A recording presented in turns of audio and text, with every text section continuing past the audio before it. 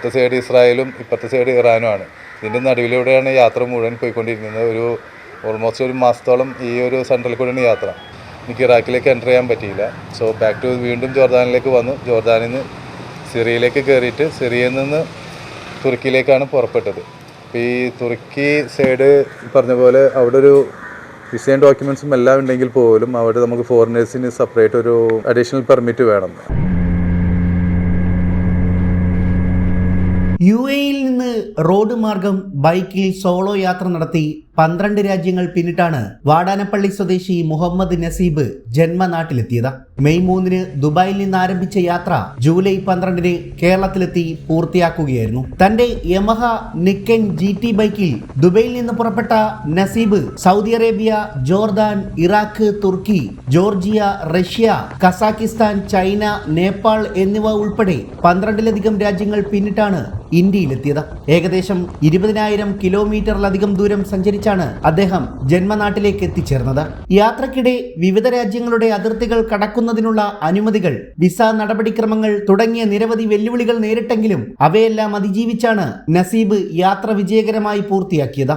അപ്പോൾ യാത്ര ദുബായിൽ നിന്ന് ദുബായ് ഫ്രെയിമിൻ്റെ സാക്ഷീകരിക്കൊണ്ടാണ് ദുബായ് മെയ് 3 നമ്മൾ യാത്ര തുടങ്ങിയത്. ഒരുപാട് ഫ്രണ്ട്സിൻ്റെ യാത്രയിലൂടെയാണ് VFS എന്ന് പറയുന്ന നമ്മൾ ഫ്രണ്ട്സ് വാടാനപ്പള്ളി ഫ്രണ്ട്സ് അസോസിയേഷനും മീഡിയ ഫാക്ടറിയും നമ്മളെ റൈഡ് ഗ്രൂപ്പുമായുള്ള IOD ഇവരെല്ലാവരും കൂടിയുള്ള വലിയൊരു യാത്രയിലൂടെയാണ് നമ്മളെ ദുബായിൽ നിന്ന് യാത്ര തുടങ്ങിയത്.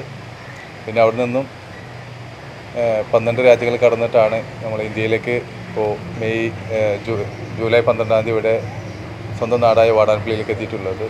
അപ്പോൾ യാത്രയെ ഒരുപാട് ഇഷ്ടപ്പെടുന്ന ഒരു വ്യക്തി നിലയ്ക്കാണ് ഈ യാത്രനെ ഞാനിങ്ങനെ സ്വപ്നം കണ്ട് നടക്കുന്നതാണ്. പല യാത്രകളും പ്ലാൻ ചെയ്യുന്നുണ്ടായിരുന്നു. എൻ്റെ മോൻ്റെ 2019 ഒരു INB റൈഡ് ഞാൻ യാത്ര ചെയ്ത് അതിനുശേഷം പല ഘട്ടങ്ങളിലായിട്ടും സിംഗപ്പൂർ ബൈ റോഡ് പോകാൻ ശ്രമിച്ചിരുന്നു. പക്ഷേ കൊറോണ കാര്യങ്ങളൊക്കെ ആയിട്ട് നടന്നില്ല. പിന്നെ ഈ ഒരു യാത്ര ഒരു 3-4 വർഷങ്ങളായിട്ട് ഞാൻ അങ്ങനെ പ്ലാൻ ചെയ്യുന്നുണ്ട്. ഈ ഒരു ബൈക്ക് ഞാൻ യൂസ് ചെയ്യാൻ തുടങ്ങിയിട്ട് ഇപ്പോൾ ഒരു 4 വർഷമായി. അപ്പോൾ ഈ ബൈക്കായിട്ട് എനിക്ക് സ്വന്തം നാട്ടിലേക്ക് വരാനുള്ളൊരു ആഗ്രഹം ഇങ്ങനെ മനസ്സിലേക്ക് കിടന്ന് കളിക്കുന്നുണ്ടായിരുന്നു. അതിന് പറ്റിയൊരു സാഹചര്യം ഈ ഒരു വർഷം തുടക്കത്തിൽ എൻ്റെ കമ്പനിയുടെ ഭാഗത്തു നിന്നുള്ള സപ്പോർട്ടും കാര്യങ്ങളൊക്കെ കിട്ടിയപ്പോൾ പിന്നെ ആ ഒരു യാത്രയ്ക്ക് വേണ്ടി ഒരു ജനുവരി 1 ഓൺവേർഡ്സ് കൊടുത്ത സംഭവം പ്ലാൻ ചെയ്തിട്ടുണ്ടായിരുന്നു. പക്ഷേ അതിനിടയ്ക്കാണ് നമ്മളെ GCC കാര്യങ്ങളുടെ ഇടയിൽ ഈ യുദ്ധത്തിൻ്റെ പ്രതിസന്ധികളൊക്കെ കയറി വന്നപ്പോൾ ഞാൻ വിചാരിച്ചു ഇനി യാത്ര ചെയ്യാൻ സാധിക്കില്ല എന്നുള്ളൊരു സാഹചര്യം വരെ എത്തി. പക്ഷേ എന്തോ ദൈവം സഹായിച്ച് നമ്മളെ യാത്രയുടെ റൂട്ട് പ്ലാനും കാര്യങ്ങളൊക്കെ ഒന്ന് മാറ്റിപ്പിടിച്ചപ്പോൾ സാഹചര്യങ്ങളെല്ലാം അങ്ങനെ ഒത്തൊരുമിച്ച് വന്നു. അങ്ങനെ വേറെ പിന്നെ പ്രത്യേകിച്ചൊന്നും കൂടുതൽ ചിന്തിച്ചില്ല. യാത്ര ആ ഒരു യുദ്ധ സാഹചര്യത്തിലാണെങ്കിൽ പോലും നല്ല രീതിയിൽ UAEയുടെ മണ്ണിൽ നിന്നായതുകൊണ്ട് കൂടുതലും എൻ്റെ യാത്ര ഡോക്യുമെൻറ്റേഷൻ മറ്റുള്ള കാര്യങ്ങളൊക്കെ വളരെ എളുപ്പമായി നടന്നു.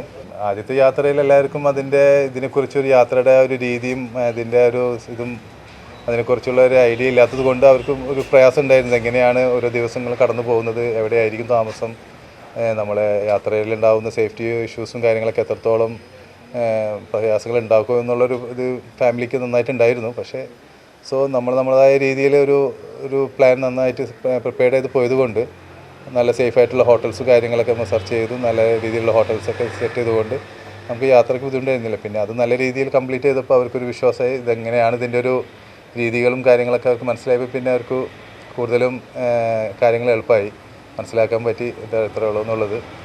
പക്ഷേ യാത്ര എപ്പോഴും പ്രയാസം തന്നെയാണ്. എത്രയായാലും ആ യാത്രയ്ക്ക് വേണ്ടിയുള്ള ഒരുക്കങ്ങൾ നല്ല രീതിയിൽ നമ്മൾ പ്ലാൻ ചെയ്യുകയാണെന്നുണ്ടെങ്കിലും ഏതൊരു ചെറുതായാലും വലുതായാലും നല്ല രീതിയിൽ നമുക്ക് കംപ്ലീറ്റ് ചെയ്യാൻ പറ്റും.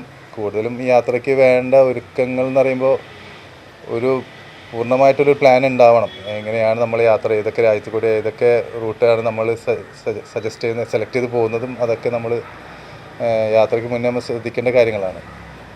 12 രാജ്യങ്ങളിലെ ഏറ്റവും വലിയ ചലഞ്ച് എന്ന് പറയുന്നത് നമ്മൾ ബോർഡർ ക്രോസിംഗ് ആണ്. ഈ ബോർഡർ ക്രോസിങ് ഞാൻ പോകുന്ന സാഹചര്യം ഈ വാറിൻ്റെ ഒരു സിറ്റുവേഷൻ ആയതുകൊണ്ട് പല രീതിയിലുള്ള ബുദ്ധിമുട്ടുകൾ എന്നറിയാൻ പറ്റില്ല. എന്നാലും അവർ കൂടുതലൊരു ഒബ്സർവേഷൻ ഉണ്ടായിരുന്നു. കാരണം എന്ത് പർപ്പസിലാണ് ഇവർ യാത്ര ചെയ്യുന്നത്, എവിടേക്കാണൊക്കെ പോകുന്നത്. കാരണം ഞാൻ പോയിക്കൊണ്ടിരിക്കുന്നതിൻ്റെ എൻ്റെ ജോർദാൻ സൈഡ് എന്ന് പറയുന്നത് ഡെഡ് സീയുടെ ഇപ്പുറത്തെ സൈഡ് ഇസ്രായേലും ഇപ്പുറത്തെ സൈഡ് ഇറാനുമാണ്. ഇതിൻ്റെ നടുവിലൂടെയാണ് യാത്ര മുഴുവൻ പോയിക്കൊണ്ടിരിക്കുന്നത്. ഓൾമോസ്റ്റ് ഒരു മാസത്തോളം ഈ ഒരു സെൻട്രൽ കൂടെയാണ് യാത്ര. അപ്പോൾ മൊത്തത്തിൽ അവരൊരു മൊത്തത്തിലൊരു ഒബ്സർവേഷൻ ഉണ്ടാവും. നമ്മൾ എന്തിനാണ് യാത്ര, കൂടുതൽ കാര്യങ്ങളും. പക്ഷേ എനിവേ ഓരോ ബോർഡറിലും അവർ വളരെ വ്യക്തമായിട്ട് നമ്മൾ സംസാരിക്കുന്നു. നമ്മൾ ക്ലിയർ ആയിട്ടുള്ളൊരു നമ്മളെ മോട്ടീവ് അവരുടെ അടുത്ത് പറയുമ്പോൾ അവർ നല്ല ഹെൽപ്പിംഗ് ആയിരുന്നു. വളരെയധികം സ്നേഹത്തോടു കൂടിയിട്ട് തന്നെയാണ് അവർ നമ്മളെ വെൽക്കം ചെയ്യുന്നത്. അവർ സീനിയർ ഓഫീസേഴ്സൊക്കെ പോലും നമ്മളെ വിളിച്ചു കൊണ്ടുപോയി പ്രത്യേകം വെൽക്കം ചെയ്തിട്ടാണ് നമ്മളെ യാത്ര അയച്ചിരുന്നത്, വിസയും കാര്യങ്ങളൊക്കെ ഇഷ്യൂ ചെയ്തിരുന്നത്. പിന്നെ അൺഎക്സ്പെക്റ്റഡ് ആയിട്ടുള്ളൊരു എൻ്റെ പ്ലാൻ ഈ പറഞ്ഞ പോലെ തുർക്കിയിലേക്ക് പോകാനായിട്ട് ആദ്യം പ്ലാൻ ചെയ്തിരുന്നത് ഇറാഖ് തുർക്കി വഴിയായിരുന്നു. പക്ഷേ ഇറാഖിലേക്ക് എനിക്ക് എല്ലാ വിസയും ഡോക്യുമെൻറ്റ്സ് ഉണ്ടായിരുന്നെങ്കിൽ പോലും അവിടെ എല്ലാം കഴിഞ്ഞ് പുറത്തേക്ക് ഇറങ്ങാനായപ്പോൾ അവിടുത്തെ ഒരു പുതിയ റൂൾ എന്ന് വെച്ച് കഴിഞ്ഞാൽ നമ്മളെ ടൂറിസ്റ്റുകളെ അകത്ത് കിടക്കുന്നുണ്ടെങ്കിൽ നമുക്ക് വിസ തന്നിട്ടുള്ള കമ്പനിയുടെ സ്പോൺസർഷിപ്പുള്ള ആരെങ്കിലും ഒരാൾ നമ്മളെ വെൽക്കം ചെയ്യാൻ വേണം, നമ്മളെ റിസീവ് ചെയ്യാൻ ബോർഡറിൽ വരണം. പക്ഷേ അൺഫോർച്ചുനേറ്റ്ലി ആ ഒരു കമ്പനിക്ക് അങ്ങോട്ട് വരാനുള്ള കുറച്ച് ബുദ്ധിമുട്ടുകൾ ഉണ്ടായതുകൊണ്ട് എനിക്ക് ഇറാഖിലേക്ക് എൻ്റർ ചെയ്യാൻ പറ്റിയില്ല. സോ ബാക്ക് ടു വീണ്ടും ജോർദാനിലേക്ക് വന്നു. ജോർദാനിൽ നിന്ന് സിറിയയിലേക്ക് കയറിയിട്ട് സിറിയയിൽ നിന്ന് തുർക്കിയിലേക്കാണ് പുറപ്പെട്ടത്. അപ്പോൾ ഈ തുർക്കി സൈഡ് പറഞ്ഞ പോലെ അവിടെ ഒരു വിസയും ഡോക്യുമെൻറ്റ്സും എല്ലാം ഉണ്ടെങ്കിൽ പോലും അവിടെ നമുക്ക് ഫോറിനേഴ്സിന് സെപ്പറേറ്റ് ഒരു അഡീഷണൽ പെർമിറ്റ് വേണം. അപ്പോൾ ആ ഒരു പെർമിറ്റിന് വേണ്ടിയിട്ട് എനിക്ക് എന്നെ ഹെൽപ്പ് ചെയ്തത് ഈ പറഞ്ഞ പോലെ തുർക്കിയിലെ ഇന്ത്യൻ എംബസിയിലുള്ള ഒന്ന് രണ്ട് സ്റ്റാഫ് വളരെ ഹെൽപ്പിംഗ് ആയിരുന്നു. അപ്പോൾ അവർ ഒഫീഷ്യലി അവരെ ചാനൽ ത്രൂ തുർക്കി ഗവൺമെൻറ്റിനായിട്ട് സംസാരിച്ചിട്ട് നമുക്ക് അതിന് വേണ്ട ഡോക്യുമെൻറ്റ്സ് എല്ലാം ക്ലിയർ ചെയ്ത് തന്ന് നമ്മളങ്ങനെ തുർക്കിയിലേക്ക് എൻ്റർ ചെയ്യാനുണ്ടായിരുന്നു. അപ്പോൾ ആ ഒരു ടൈം പീരീഡ് കുറച്ച് വെയിറ്റ് ചെയ്യേണ്ടി വന്നിരുന്നു. ഒരു 2 വീക്സോളം ഞാനൊരു ഹോട്ടലിൽ വെയിറ്റ് ചെയ്യേണ്ടി വന്നിട്ടുണ്ടായിരുന്നു. അത് ഒഴിച്ച് ബാക്കിയുള്ള യാത്രകളൊക്കെ നല്ല രീതിയിൽ ബോർഡറൊക്കെ ക്രോസ് ചെയ്യാൻ പറ്റിയിരുന്നു. അതുപോലെ തന്നെ ചൈന യാത്രയ്ക്ക് നല്ല യാത്രയായിരുന്നു. ചൈനയിലെ യാത്രയിൽ കുറച്ച് ടിബറ്റൻ സൈഡിലൊക്കെ കുറച്ച് ഓഫ് റോഡ് കാര്യങ്ങളൊക്കെ പോകേണ്ടി വന്നെങ്കിലും പൊതുവെ എല്ലാ റൂട്ടും കാര്യങ്ങളൊക്കെ നല്ല രീതിയിൽ നമുക്ക് കവർ ചെയ്യാൻ പറ്റിയിട്ടുണ്ടായിരുന്നു. വേറെ ഇങ്ങനെ എടുത്തു പറയത്തക്ക പ്രശ്നങ്ങളൊന്നും ഉണ്ടായില്ല. യാത്രയുടേതായിട്ടുള്ള പ്രയാസങ്ങളുണ്ടെങ്കിൽ പോലും സോ ഫാർ ഫൈൻ, നല്ലൊരു യാത്രയായിരുന്നു. വാടാനപ്പള്ളി ഫാറൂഖ് നഗർ സ്വദേശിയായ നസീബ് കഴിഞ്ഞ 6 വർഷമായി ദുബായിൽ ജോലി ചെയ്തു വരികയാണ്. സാഹസിക യാത്രകളോട് താല്പര്യമുള്ള അദ്ദേഹം 2019 ഇന്ത്യ, നേപ്പാൾ, ഭൂട്ടാൻ എന്നിവിടങ്ങളിലേക്കും ബൈക്ക് യാത്ര നടത്തിയിരുന്നു. കുടുംബത്തിന്റെയും സുഹൃത്തുക്കളുടെയും പിന്തുണയാണ് ഇത്തരം യാത്രകൾക്ക് കരുത്തായതെന്ന് നസീബ് പറയുന്നു. അവസരം ലഭിച്ചാൽ യൂറോപ്പ് റോഡ് ട്രിപ്പ് നടത്തണമെന്നാണ് തന്റെ ആഗ്രഹമെന്നും അടുത്ത ലക്ഷ്യമെന്നും നസീബ് പ്രതികരിച്ചു. നല്ലൊരു സമയം കാര്യങ്ങളൊക്കെ ഒത്തുവരികയാണെങ്കിൽ അങ്ങനെ ഒരു യാത്ര ഫ്യൂച്ചറിൽ ഉണ്ടാവും ഇൻഷാ അല്ലാഹ്. അങ്ങനെയാണ്. അതും ഈ പറഞ്ഞ പോലെ അവിടെ നിന്ന് ഇങ്ങനെ യൂറോപ്പിലായിരിക്കും കൂടുതൽ ചാൻസസ് ഉള്ളത്. അതെ തീർച്ചയായും ഇൻഷാ അല്ലാഹ്.